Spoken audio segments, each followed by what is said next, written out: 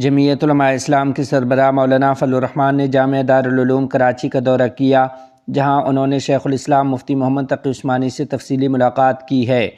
ملاقات کے دوران ملک کی مجموعی سیاسی و مذہبی صورتحال، امن و امان، مدارس کی رجسٹریشن، دینی اداروں کو درپیش مسائل اور باہمی تعاون کے مختلف پہلوؤں پر تفصیلی تبادلہ خیال کیا گیا۔ ذرائع کے مطابق دونوں اکابر نے دینی مدارس کے تحفظ، قومی یکجہتی اور ملک میں استحکام امن کی ضرورت پر زور دیا ہے۔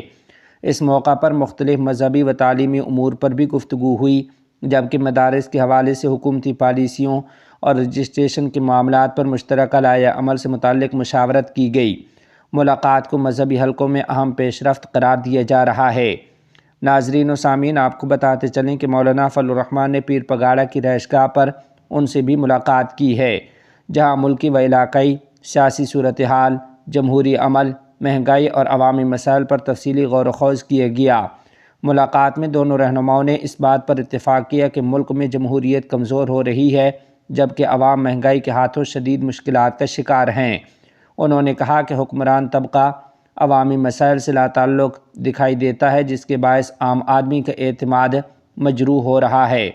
دونوں قائدین نے عوامی مسائل کے حل، جمہوری اقدار کے استحکام اور سیاسی کارکنان میں شائستگی و اخلاقیات کے فروغ کے لیے مشترکہ جدوجہد جاری رکھنے کے عزم کا اظہار کیا ہے۔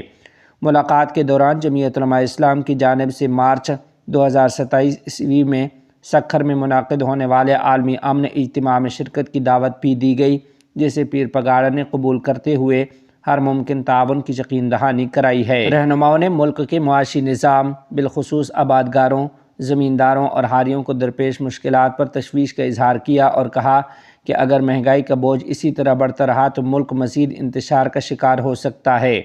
ملاقات میں صدر الدین شاہ راشدی، راشد شاہ، ڈاکٹر صفدر عباسی، سردار عبدالرحیم، حسنین مرزا، معظم علی خان عباسی، محمد خان جنیجو اور مظفر حسین بروہی سمیت دیگر شخصیات شریک تھیں، جبکہ جمعیت علماء اسلام کی جانب سے مولانا عبدالقیوم ہالیجوی، اسلم غوری، انجینئر ضیاء الرحمان، راشد سومرو، نصیر احمد احرار، قاری محمد عثمان، ناصر سومرو اور انجینئر عبدالرزاق عابد لاکھو سمیت دیگر رہنما بھی موجود تھے۔